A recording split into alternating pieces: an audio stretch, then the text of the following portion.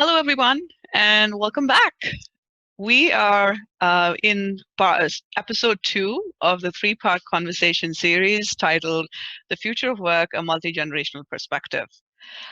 You'll recall that in our first episode, we talked with the father-daughter duo of David and Rachael McConney about how different generations have different expectations and motivations from their career, and how that results in differences in their approach to the job search process and what success looks like for them. So we really focused on the hiring process, on the putting together of multi-generational teams. And today we are back to look at what happens next.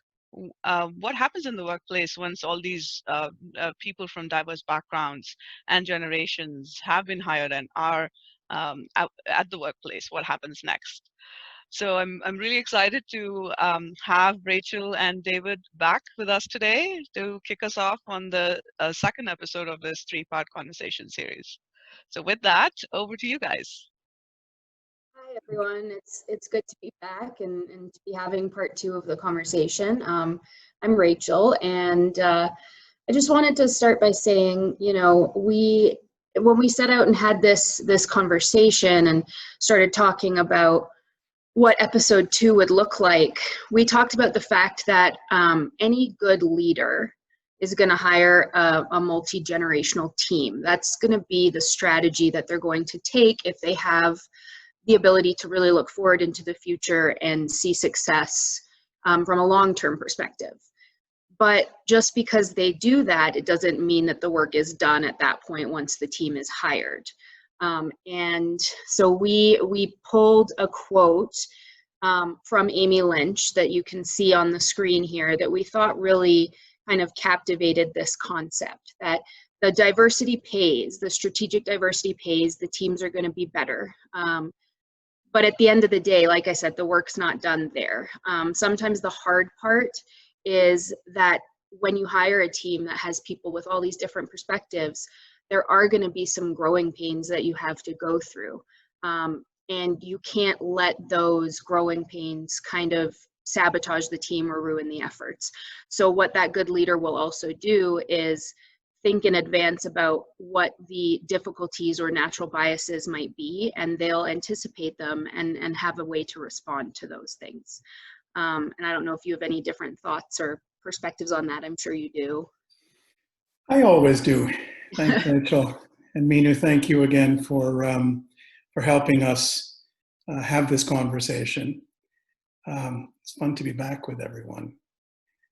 So yes, Rachael, to your point and to your question, I do have some additional thoughts. You know, it probably is captured by the phrase, be careful what you wish for. So, you know, you have this strategic, purposeful decision around hiring and staffing multi-generational teams. And I think we all know that in today's environment, product is important, process is important, technology is important. These are all great and important objectives within any good business. But I think that from my point of view, it's really teamwork that provides the ultimate competitive advantage.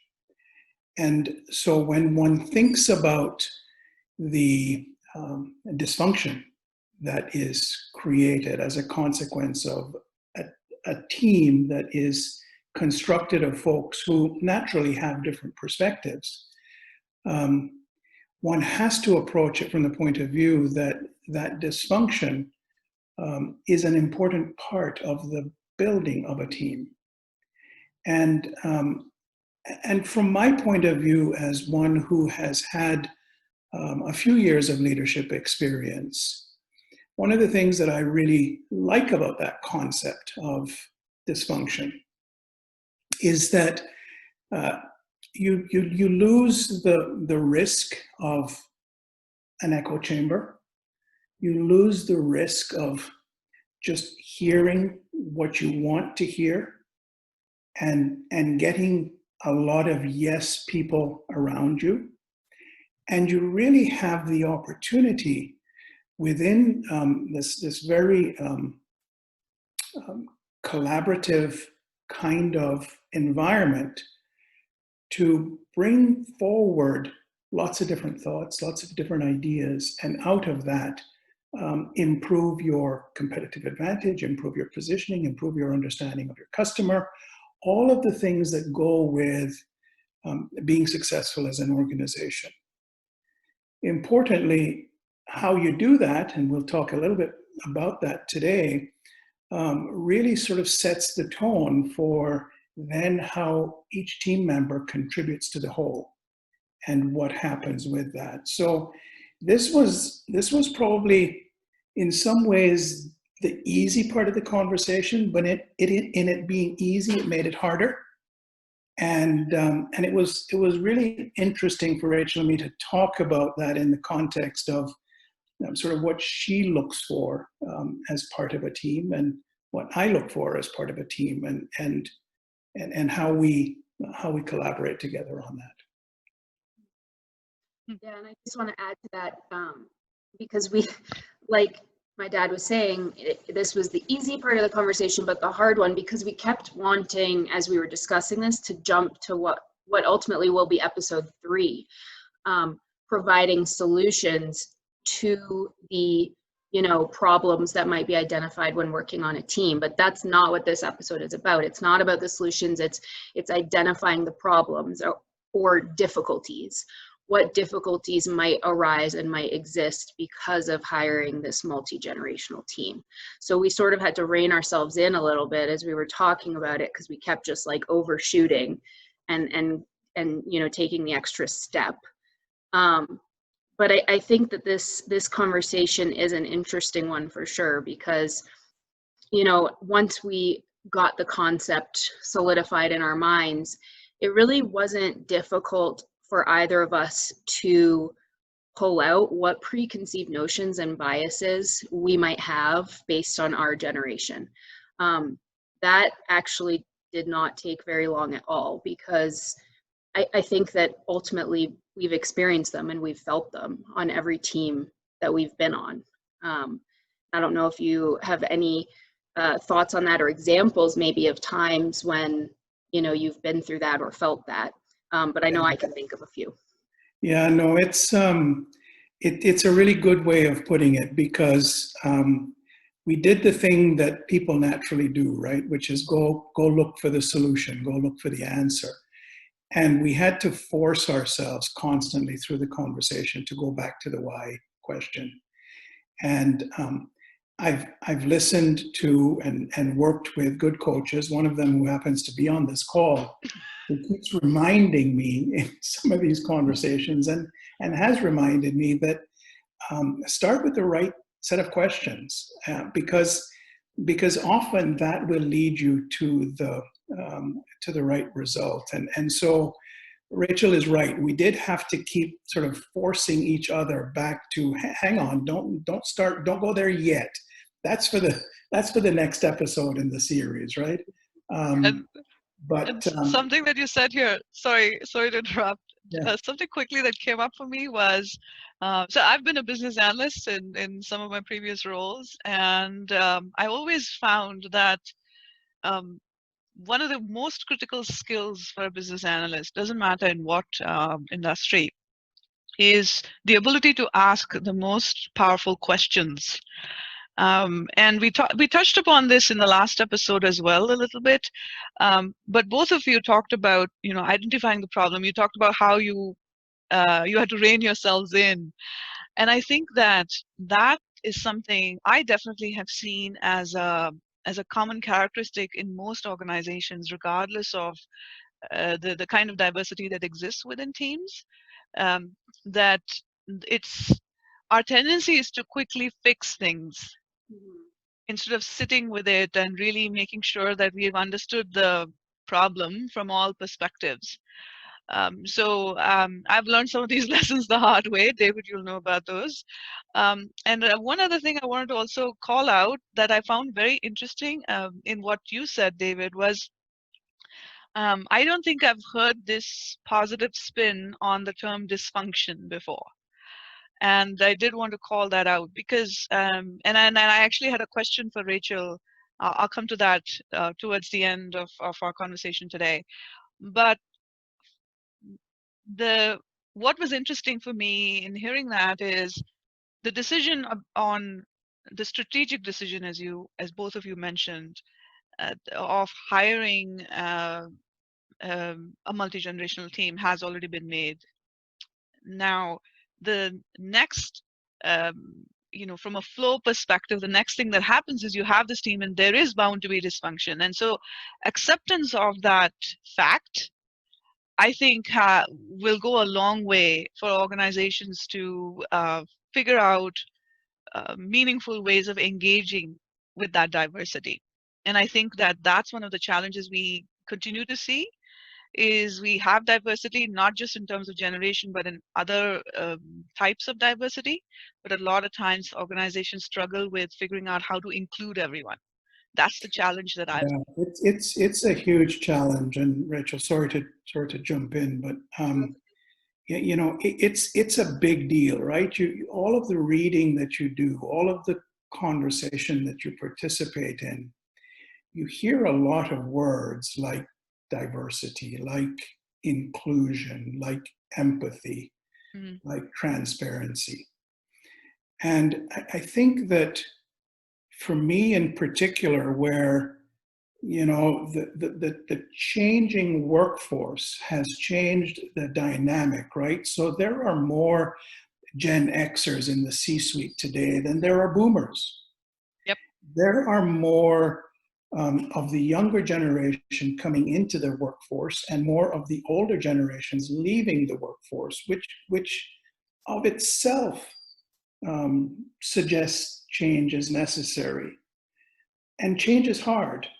So it really is important that when we use these words, and we use them so flowingly in terms of how we say and write things, that we really mean them, and that's tough. One of the people that I've studied this, I've thought about teams and building teams and leading teams, is this gentleman, Patrick Lencioni, who talks about dysfunction, right? Yes. And he has a video that he does where he's speaking to a group, and he leans into the audience who are his employees in this scenario, and he says, "I'm pretty inclusive, aren't I?" And it's like you're leading them to the answer that you want. Well, be brave enough to step back and look for that answer in a very honest way. Sorry, Rachel, it just came to mind and I thought I would incorporate it there, but your comments? That's okay. Yeah, I was actually, when Minu was talking about putting a positive spin on dysfunction, so I have no business background, so some of the things that you guys say or terms you use are like, but it actually reminded me of, I did yoga teacher training and taught for a while. And there's this common saying in yoga, and if you've practiced, I'm sure you've heard it, is like sit with discomfort or sit in discomfort. And it actually reminded me a lot of that, in terms of the fact that, okay, you're done your hiring process. You've got these people with these different perspectives. There's going to be some disruption. That is the natural way of things. How do you accept it, own it, and then maybe later, yes, you might have to act on it and do something about it. But in the meantime, there is definitely a period of time where you just have to sit with it. And that actually, it just jumped out at me as something that, can be sort of paralleled with this idea of positive dysfunction. Great analogy. Yeah, but I was thinking about,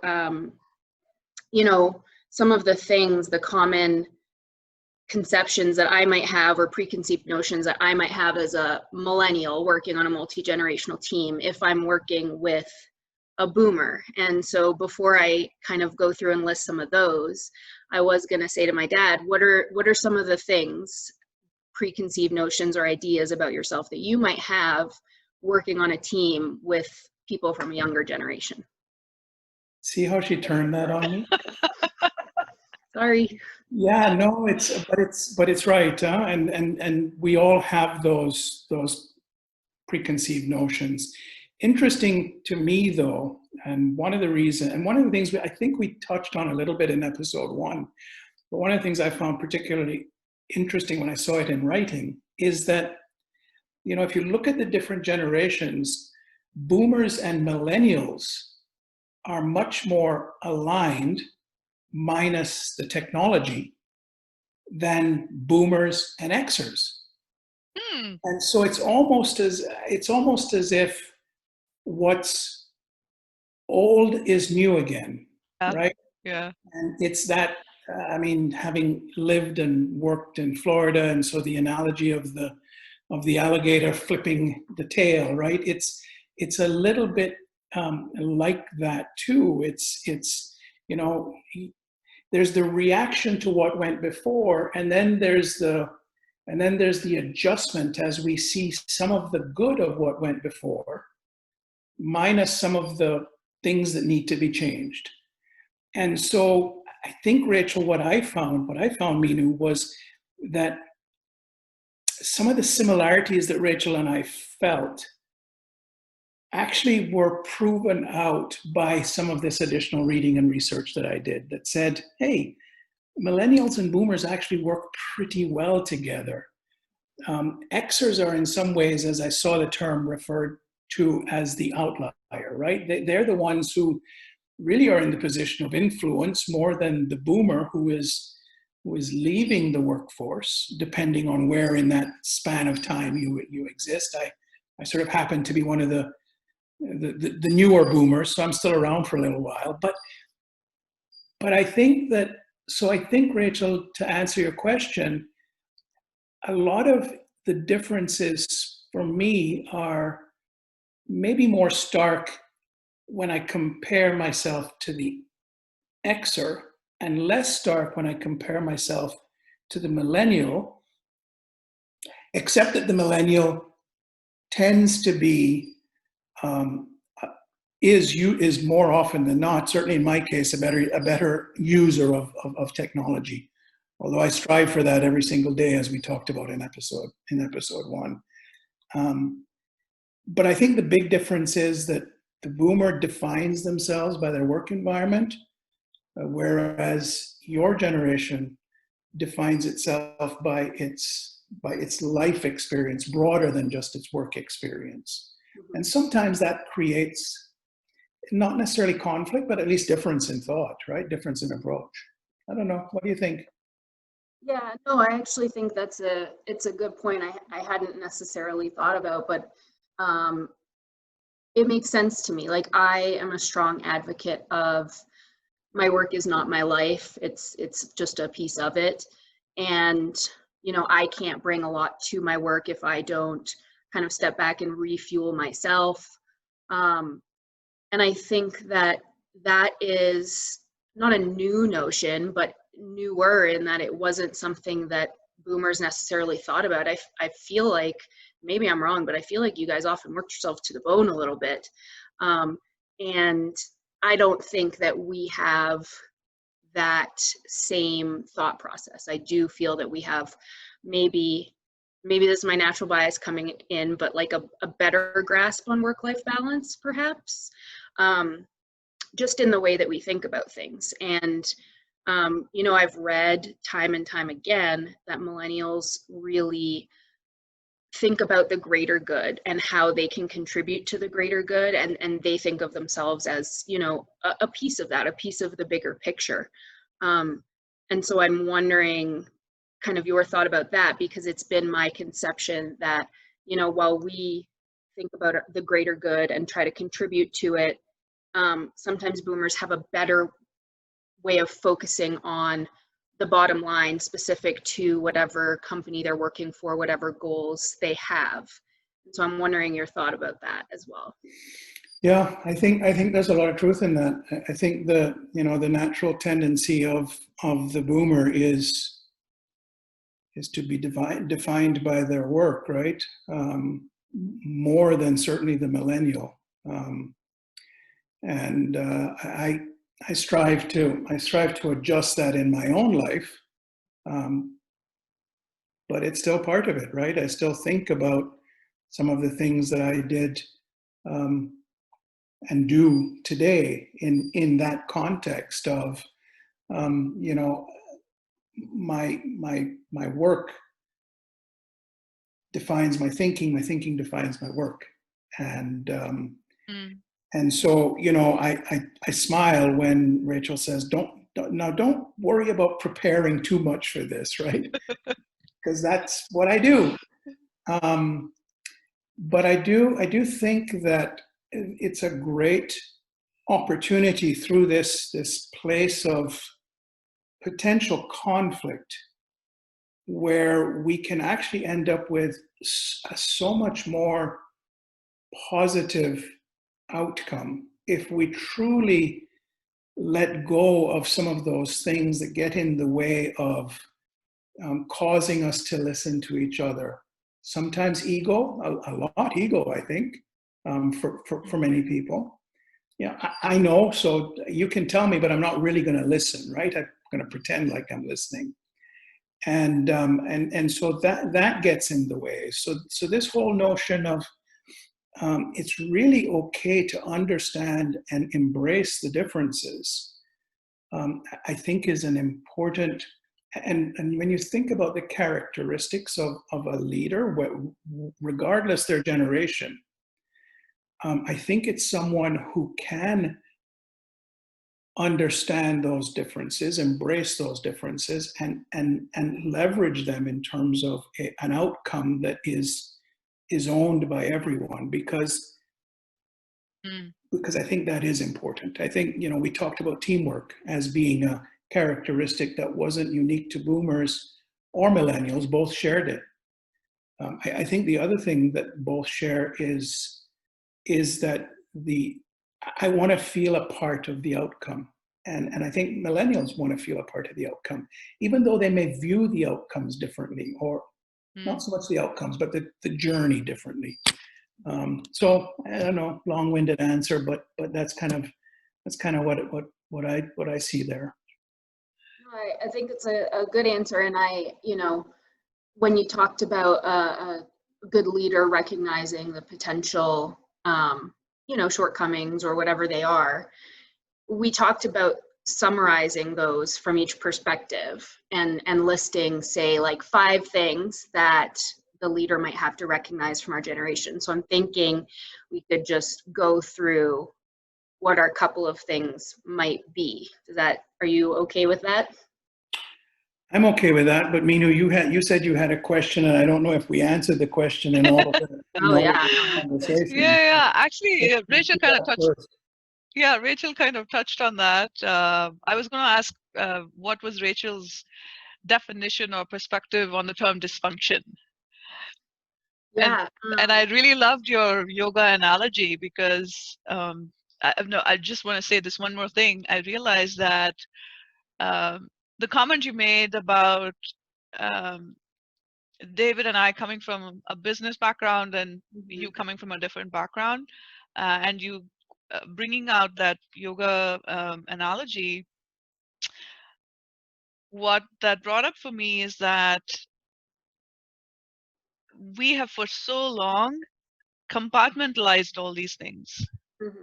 Right? So we expect that folks with a business background will say and do such things, and folks from a humanities background will say and do such things. And I think that given the current scenario, particularly, and how things are changing so rapidly and work environments are changing rapidly, more of an osmosis between these backgrounds is what is required. And I felt like you brought that out so beautifully with your analogy and your the construct of sit with your discomfort or sit in your discomfort. And I've seen that not doing that as a big challenge in organizations, because we have this bias for action, but we take it to an extreme, I think, because our rewards and recognition processes are incorrectly biased, in my view, incorrectly biased towards action. And so action gets rewarded more often and much more than thought. So if you were to sit down and say, I'm going to sit with this discomfort and process it a little bit, nobody wants to hear that. People want to hear what you're going to do about something, right? But we are learning more and more. And this refers back to something that David had talked about, the concept of empathy. And I saw more and more of that come through, because towards the end, what you're really talking about, both of you are talking about, is having that sense of respectful curiosity. And if there is curiosity around understanding the other person, doesn't matter what generation or what other identity they're coming with, if there is intention to really understand them, then there'll always be a way to work together. And thirdly, and the last point I wanted to make was, I also loved how both of you focused on the similarities between the different generations. And to me, all of these kind of stack up. You start with acceptance, there's empathy, there's curiosity, and then there's also everything is found. The foundation is that you really want to understand where the other person is coming from and focus on the similarities, because then that helps you form the path as you walk it. So those were my thoughts, and then I would love to hear your synopsis, if you will. Yeah, back to you. No, I just want to say I really like all the points that you made, and the idea of bringing the similarities to the forefront versus the differences. That's a really good thought for people to have, especially as we go into episode 3, because episode 3 is going to be more about, the solutions, but part of the solutions is component is take the preconceived notions and the biases and all of that exist and spin them in a positive light so that you can use them to really motivate the team. And I think that is part and parcel with what you're saying about focusing on the good versus the bad, or the similarities versus the differences. It all comes together. So I thought that was a really good point.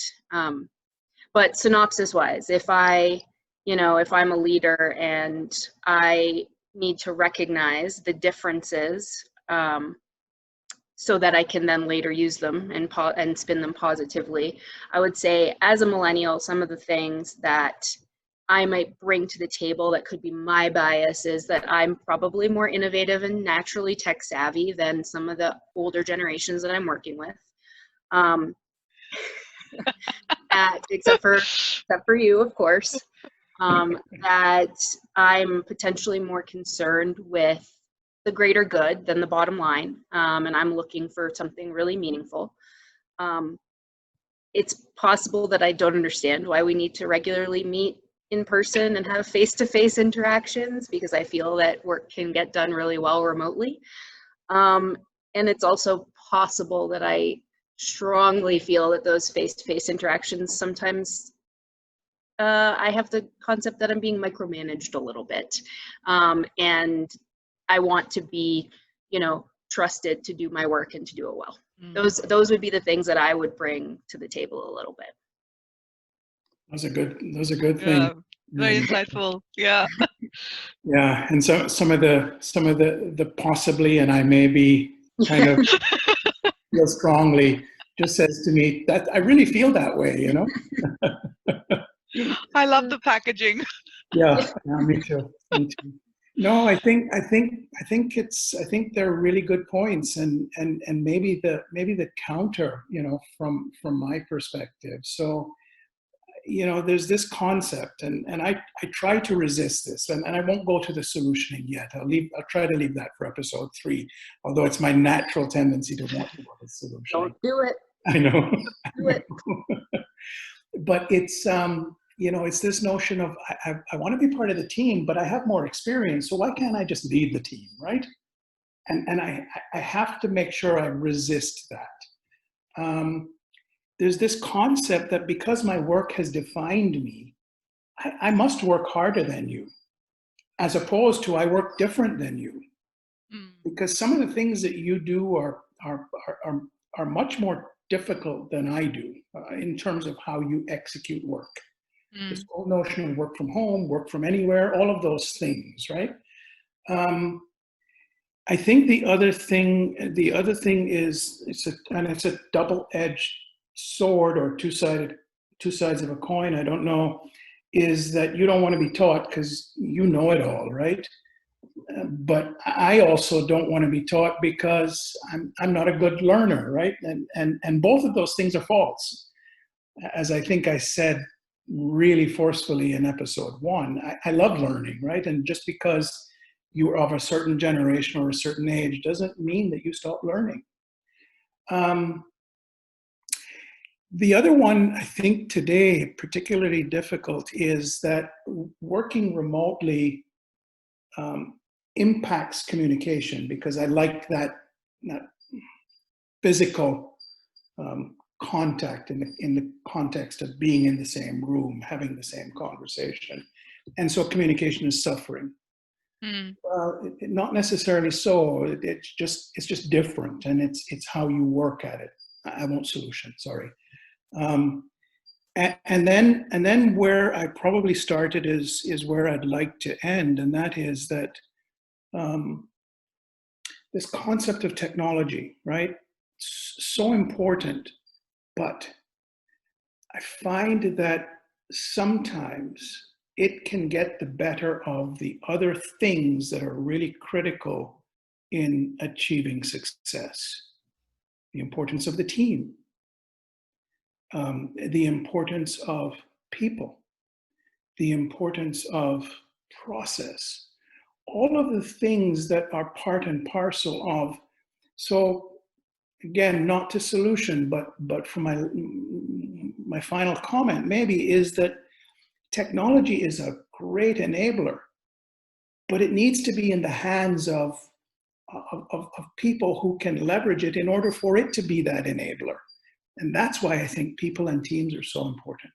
So those would be some of the either perceptions, misconceptions of my generation, I think.